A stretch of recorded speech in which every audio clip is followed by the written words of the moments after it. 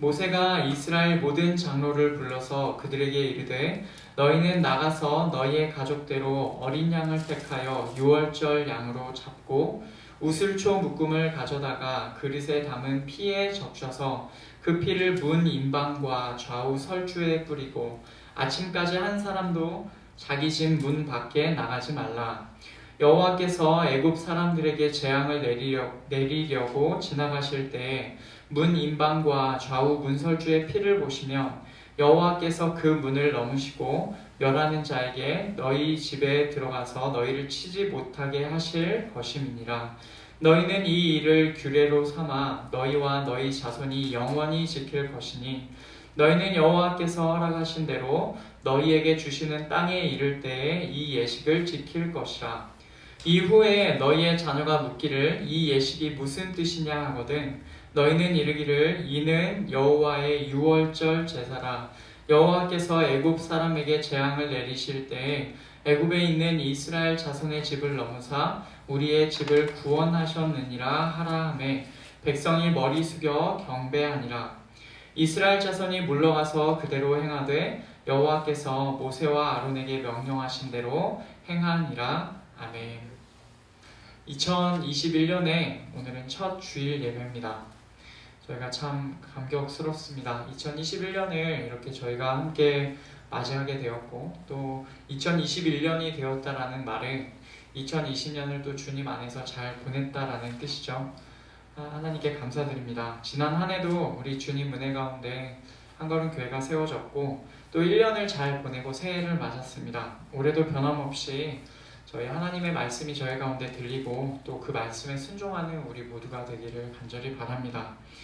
출애굽기 말씀은 하나님께서 이스라엘 백성을 어떻게 애굽에서 이끌어내셔서 하나님의 백성으로서 하나님과 언약을 맺게 하시는지 그 과정을 세부적으로 보여주고 있습니다.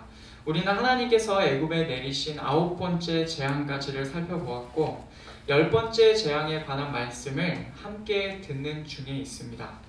오늘은 하나님께서 모세를 통하여서 이스라엘 백성에게 첫 유월절을 지켜라 라고 말씀하시는 내용인데 이 말씀을 통하여서 우리에게 주시는 하나님 말씀을 함께 듣고자 합니다. 하나님께서는 유월절과 무교절을 제정하셨죠. 그리고 그것을 통하여서 다가올 10번째 재앙을 준비하게 하셨습니다. 모세는 유월절의 규례와 무교절의 규례를 하나님께로부터 들었습니다. 그리고는 이스라엘 모든 장로들을 불러서 말합니다. 오늘 말씀 21절에 보면 이렇게 되어 있습니다. 모세가 이스라엘 모든 장로를 불러서 그들에게 이르되 너희는 나가서 너희의 가족대로 어린 양을 택하여 유월절 양으로 잡고. 아멘. 유월절을 보내기 위해서 이스라엘 백성들은 자신의 가족에 따라 각각 가족들이 어린 양을 취하여야 했습니다. 이 어린 양이 유월절 양이 되는 것입니다. 이 어린 양에 관하여서 보다 더 구체적인 조건이 앞서 12장 초반부에서 나왔는데 그 구절을 보면 이렇습니다. 5절에서 6절 말씀 너희 어린 양은 흠없고 일련된 수컷으로 하되 양이나 염소 중에서 취하고 이달 열 나흔 날까지 간직하였다가 해질 때에 이스라엘 회중이 그 양을 잡고. 아멘.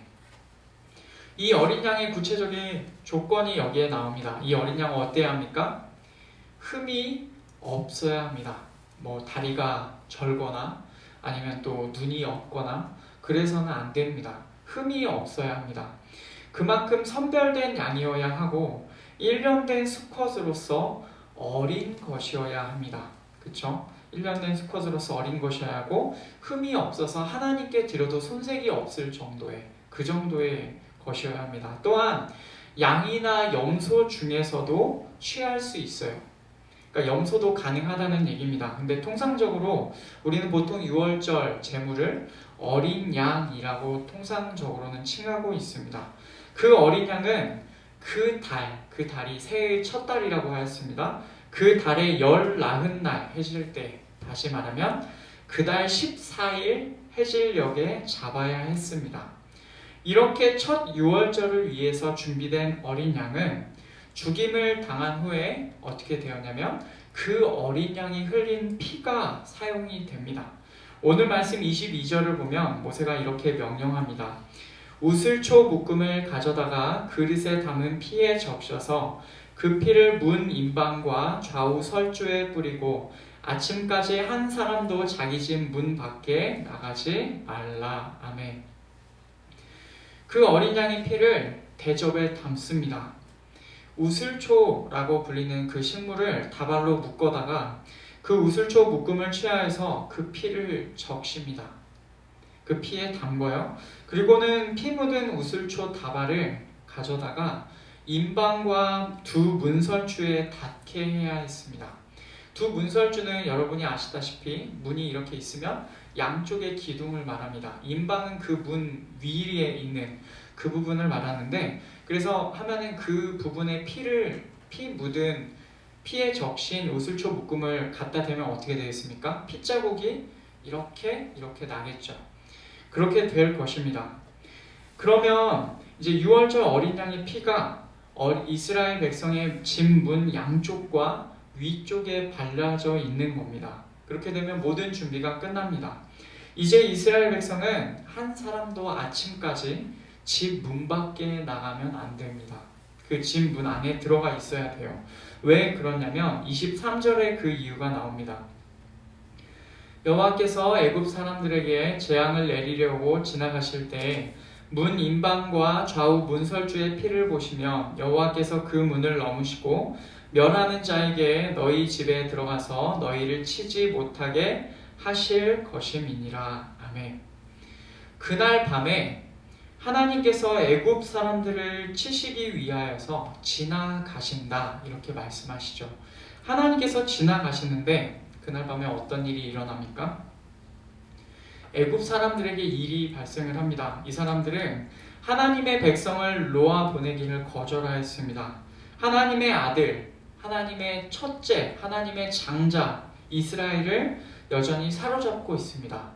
그리고 바로가 그 일을 하죠.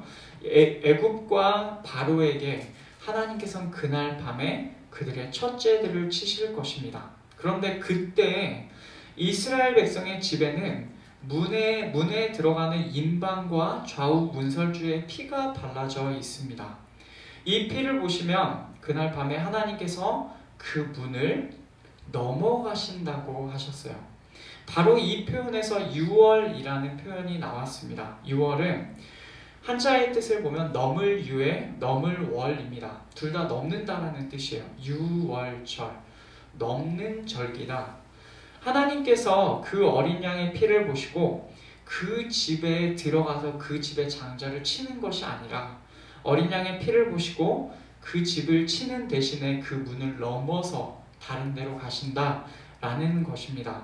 그리고 그 집으로 오는 하나님께서 보내신 멸하는 자가 그 집은 못 치도록 하나님께서 하시겠다라고 하셨죠. 그렇게 그 밤에 임방과 좌우 문설주의 피를 바른 이스라엘 백성의 집은 재앙을 면할 것입니다. 그러나 아무런 준비도 해놓지 않은 애굽 사람들의 집에는 심판이 있을 것이에요. 하나님께서는 모세에게 이 유월절 예식을 규례로 삼으라고 하셨습니다. 그래서 대대로 영원히 너희가 이것을 지켜라 라고 말씀하셨죠. 그 내용이 24절과 25절에 나옵니다. 너희는 이 일을 규례로 삼아 너희와 너희 자손이 영원히 지킬 것이니 너희는 여호와께서 허락하신 대로 너희에게 주시는 땅에 이를 때에 이 예식을 지킬 것이라. 아멘. 대대로 영원히 지킬 것이다 라는 이 말씀은 그만큼 중요해서 매년 이것을 기억하라 라는 말씀이겠죠. 지금 애굽에 있을 때뿐 아니라 하나님께서 주실 가나안 땅에 가서도 이 예식을 계속 지켜야 합니다. 이 예식을 매년 지키면서 하나님께서 특별히 기대하시는 바가 있었는데 그것은 26절과 27절에 나옵니다. 이후에 너희의 자녀가 묻기를 이 예식이 무슨 뜻이냐 하거든 너희는 이르기를 이는 여호와의 유월절 제사라. 여호와께서 애굽 사람에게 재앙을 내리실 때에 애굽에 있는 이스라엘 자손의 집을 넘으사 우리의 집을 구원하셨느니라 하라 하매 백성이 머리 숙여 경배하니라. 아멘. 이 예식을 매년 지키면서 하나님께서 기대하시는 바는 무엇이냐면 출애굽을 직접 경험해보지 못한 그들의 후세대를 위해서, 그들이 이 예식의 의미가 무엇인지를 알기를 위해서 하나님께서 이것을 매년 지키라라고 하시는 것입니다. 애굽에서 직접 하나님의 권능을 보고 10가지 재앙을 경험해 보면서 그 권능으로 애굽에서 나온 사람들의 세대는 하나님의 권능과 하나님의 구원을 직접 경험해서 압니다. 그러나 그 이후의 세대는 어떻습니까? 광야에서 태어났거나 혹은 가나안 땅에 들어가서 태어났거나 어떻게 했습니까? 하나님을 잘 알지 못할 수도 있죠. 그들을 위하여서 하나님께서는 유월절 예식을 매년 대대로 그리고 영원히 지키라 라고 말씀하셨어요. 이 예식 때 자녀들에게 하나님의 유월절 제사와 그 의미가 무엇인지를 가르쳐 주라는 말씀입니다. 이 말씀을 들은 이스라엘 백성은 그대로 행합니다. 28절 말씀을 보면 이스라엘 자손이 물러가서 그대로 행하되 여호와께서 모세와 아론에게 명령하신 대로 행하니라. 아멘. 이스라엘 자손이 갑니다. 모세와 아론의 말대로 다 행합니다. 하나님께서 말씀하신 바대로 진행합니다. 그래서 이제 그 뒷부분에 나오는 말씀은 하나님의 말씀대로 가서 행한 이스라엘 백성과 전혀 하나님의 말씀이 주어지지 않은 채 그 밤을 맞이하는 애굽 사람들이 어떻게 다른 결과를 얻게 되는지가 나오게 되는 것이죠. 이것이 바로 여러분 유월절 예식입니다. 이스라엘 백성은 이 유월절 예식을 통하여서 죽음을 면하게 되었고 하나님의 구원을 경험하게 되었습니다. 그날 밤에 애굽 사람들의 집에는 첫째의 죽음이 있었을 것입니다. 그러나 이스라엘 백성은 첫째의 죽음이 없었어요. 그런데 생각해 보십시오. 그러면 이스라엘 백성에는 죽음이 아예 없었습니까? 우리가 보통 그렇게 생각하기 쉬우나 사실은 그렇지 않아요. 이스라엘 백성을 포함하여 그날 애굽 그 땅에 있는 모든 가정에 죽음이 있었습니다. 다만 이스라엘 백성에게는 어린 양의 죽음이 있었죠. 그들의 첫째가 죽지는 않았습니다. 그들의 첫째 아들이 죽거나 그들의 첫째 가축의 첫째 새끼가 죽거나 그러지는 않았지만 어린 양이 대신하여 그 자리에서 죽임을 당해야 했던 것입니다. 결국 그날 애굽에 있는 모든 가정에는 죽음이 있었던 것이에요. 하나님께서는 반드시 피의 값을 찾으시는 이렇게 두려우신 분입니다. 그 하나님의 심판에 누구도 피할 수가 없죠. 다만 이스라엘 백성의 집만 하나님께서 넘어가신 거예요. 그 이유는 어린 양의 죽음이 먼저 있었고 그 죽음을 상징하는 피를 하나님께서 임방과 문설주에서 보셨기 때문에 그렇습니다. 그래서 이 유월절 예식은 다른 말로 얘기하면 뭐냐면 제사입니다. 그 죽음이 있어야 될 자리에, 그 죽음의 자리에 있어야 될 이스라엘 백성의 그 첫째 대신에 어린 양이 제물이 되어서 그 죽음의 자리에 대신 있었어요. 그렇기 때문에 이스라엘 백성에게 그날 밤에 죽음이 임하지 않았던 것입니다. 여러분 그것을 오늘 말씀에서 다시 보면 이렇게 표현합니다. 27절 말씀 우리 같이 읽겠습니다. 너희는 이르기를 이는 여호와의 유월절 제사라. 여호와께서 애굽 사람에게 재앙을 내리실 때에 애굽에 있는 이스라엘 자손의 집을 넘으사 우리의 집을 구원하셨느니라 하라 하매 백성이 머리 숙여 경배하니라. 아멘. 하나님께서 그냥 하나님의 넘치는 자비로 그냥 넘어가신 게 아니었어요. 제물의 죽음, 제물의 희생이 있어야 했고 제물의 피가 있어야 했습니다. 여러분 이것을 다른 말로 하면 대속이라고 하죠. 내가 있어야 할 그 죽음의 자리에 나 대신 다른 대상, 우리가 제물이라고 부르는 그 대상이 있어서 내가 결과적으로는 하나님의 치심에서 넘어가게 된다라는 것입니다. 여러분, 이 원리가 우리 기독교 신앙의 가장 기본적이고 근본적인 원리입니다. 우리 모두는 우리의 죄 하나 때문에, 우리의 죄 그 자체로만으로 하나님의 심판을 피할 수가 없어요. 하나님의 심판을 피할 수가 없고 하나님의 치심을 온몸으로 겪어야만 합니다. 그러나 성경에서는 말합니다. 우리가 겪어야 할, 우리가 당하여야 할, 우리에게 전적으로 임하여야 할 하나님의 심판의 자리, 그 죽음의 자리에 우리 대신 제물이 되셔서 친히 그 몸으로 하나님의 진노를 겪으신 분이 있다라고 그렇게 성경에서는 말하고 있습니다. 애굽 사람들 혹은 바로가, 제가 계속 누누이 얘기하지만 그것이 우리랑 전혀 다른 별개의 사람이라고 생각하면 안 됩니다. 우리 안에 누구나 다 그렇게 하나님을 대적하려는 마음이 있고 하나님을 모르는 마음이 있습니다. 크게 그들과 다를 것이 없이 살아가는 우리에게도 하나님의 심판이 임하여야 마땅한 것입니다. 그런데 그런 우리에게 임할 하나님의 심판이 넘어가죠. 그 일을 위하여서 하나님의 심판이 우리를 넘어가게 하시기 위하여서 우리를 대신하여 제사를 드려주신 분이 계십니다. 그분께서 바로 하나님의 아들 예수 그리스도이십니다. 만약에 오늘 이 말씀을 너희는 이르기를 이는 여호와의 유월절 예식이다 이렇게 얘기할 수도 있어요. 그런데 굳이 이 표현을 가리켜서 이는 여호와의 유월절 제사다 라고 말합니다. 제사라고 하면 제물이 있다라는 얘기고, 돌이켜 생각해보면 그 제사에서 제물은 어린 양이었습니다. 그 어린 양이 이게 커다란 하나의 모형이 되어서 우리에게 주어져 있죠. 이 유월절 제사의 어린 양이 상징하는 원형이 무엇입니까? 예수 그리스도이십니다. 사도 요한은 요한복음에서 이렇게 말씀합니다. 요한복음 1장 29절, 이튿날 요한이 예수께서 자기에게 나아오심을 보고 이르되 보라, 세상 죄를 지고 가는 하나님의 어린 양이로다. 아멘. 예수님을 가리켜서 세상 죄를 지고 가는 하나님의 어린 양이다 라고 묘사합니다. 이 어린 양이라는 표현은 유월절 어린 양을 떠올리게 합니다.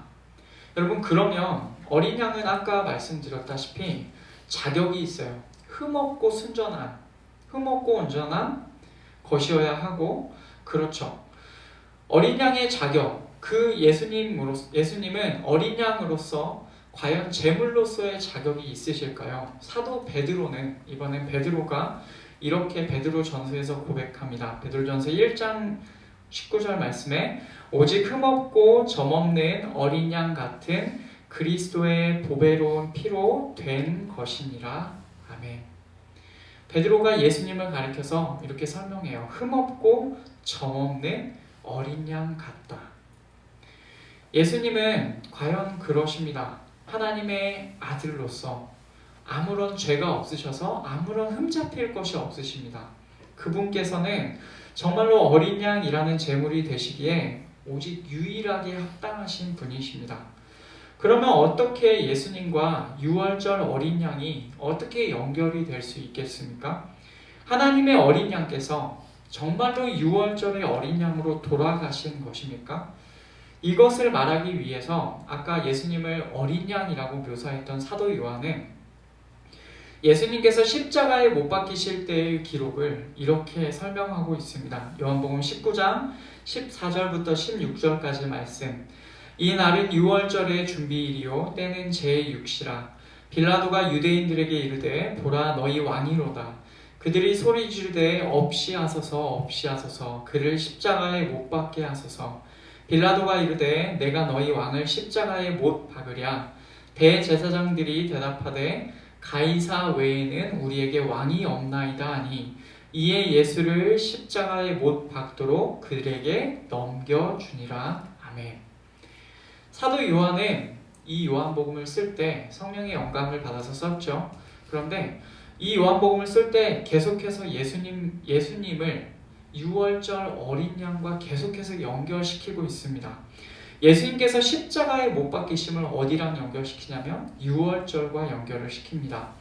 세상 죄를 지고 가는 하나님의 어린 양께서 십자가에 넘겨지신 날이 유월절의 준비일이다 라고 밝혀주고 있는 것입니다. 이 말은 정말로 하나님의 어린 양께서 유월절 어린 양으로서 십자가 위에서 유월절의 제사, 유월절의 피를 흘렸다라는 것을 보여주고 있는 것입니다. 정말로 예수님께서 우리에게 유월절 어린 양으로서 유월절의 제물이 되어 주셨다라는 것을 보여주고 있는 것입니다. 여러분 생각해 보십시오. 우리에게 그 유월절의 제사가 그 효력이 우리에게 있다면 그것이 어떤 의미가 이제는 되겠습니까? 하나님께서 유월절 어린 양의 피를 보시고 그 집을 넘어가셨어요. 그 밤에. 같은 하나님께서 하나님의 아들이신 예수 그리스도라는 유월절 어린 양의 피를 보시고 우리를 심판의 자리에서 넘어가게, 우리를 그 자리 가운데로부터 면할 수 있도록 해 주실 것입니다. 그래서 그 예수님을 믿는 우리는 하나님의 심판으로부터 벗어날 수 있게 됩니다. 여러분 이것이 우리에게 있어서 큰 위로와 소망이 됩니다. 사실 그 자리는 우리가 있어야 할 자리였고 우리가 죽임을 당하여야 할 자리였습니다. 그런데 그 자리에 하나님의 아들, 흠없고 온전하신 어린 양 예수 그리스도께서 친히 제물이 되셔서 유월절 제사를 드려주신 것입니다. 여러분 이 사실에 관하여서, 이 하나님의 선포에 관하여서 여러분 어떻게 반응하고 계십니까? 오늘 말씀에 이스라엘 백성들은 어떻게 했냐면 엎드려 경배하였습니다. 이 하나님의 무거운 말씀을 듣고는 엎드려 경배하였습니다. 이 하나님의 말씀이 뭐였어요? 어린 양이 너 대신 죽을 거야. 어린 양의 피를 너의 문에 발라놓기만 하면 너는 죽임을 당하지 않을 거야. 너는 심판을 면할 거야. 그 사실 앞에 온 이스라엘 백성은, 이스라엘의 장로들은 그 앞에서 엎드려 경배하였습니다. 여러분 이 태도가 바로 우리에게 필요한 태도인 것입니다. 우리의 모든 예배 때마다, 우리가 모든 엎드려 하나님께 경배하는 모든 예배 때마다 우리가 늘 기억해야 하고 잊지 말아야 될 그분은 누구시냐면 유월절 어린 양이신 예수 그리스도이십니다. 우리가 그분을 기억할 때 정말로 우리가 늘 예배 때마다 그분을 잊지 아니하고 그분의 은혜대로 우리가 하나님께로 나왔음을 믿을 때마다 하나님께서 늘 우리 가운데 같은 역사를 베풀어 주실 것입니다. 이 사실을 마음 깊이 받아들이고 우리 역시 우리 죄를 사하셨다는 유월절, 예수님의 그 유월절 제사 앞에서 늘 엎드려 경배하며 나아가서는 우리의 가족들에게, 우리의 자녀들에게 끊임없이 이 사실을 얘기해 주어야 할 것입니다. 가르쳐 주어서 이들도 같이 하나님의 그 은혜 가운데 하나님께서 우리에게 베풀어 주신 예수 그리스도의 유월절 제사라는 그 은혜 가운데 머물 수 있도록 계속해서 알려주고 가르쳐주고 독려해야 할 것입니다. 말씀을 맺겠습니다. 오늘 말씀에서 볼 수 있는 여호와의 유월절 제사는 후에 예수 그리스도께서 친히 어린 양이라는 제물이 되셔서 드리신 십자가 위에서의 그 제사, 그것의 모형입니다. 이스라엘 백성에게 어린 양을 바친 유월절 제사가 있어서 하나님의 심판이 그 집을 넘어갔던 것처럼 우리에게도 예수 그리스도를 바친, 예수 그리스도를 십자가에 못 박아서 드린 그 유월절 제사가 있어서 하나님의 심판이 넘어갈 수 있습니다. 사랑하는 여러분, 우리의 유월절 제사를 하나님의 아들이신 흠없는 예수 그리스도께서 드리셨다라는 사실을 믿으십시오. 이 사실에 엎드려서 경배로 반응하는 자들이 되십시오. 오직 예수 그리스도 안에서 우리는 하나님의 심판, 그 영원한 죽음으로부터 벗어날 수가 있습니다. 이 구원의 사실을 기억하고 예수 그리스도의 단번에 영원한 제사, 그 제사를 또한 기억하시면서 대대로 우리의 가정 가운데 그 은혜가 계속해서 넘쳐나기를 위해서 함께 기도하는 우리 모든 성도들 되시기를 간절히 바랍니다.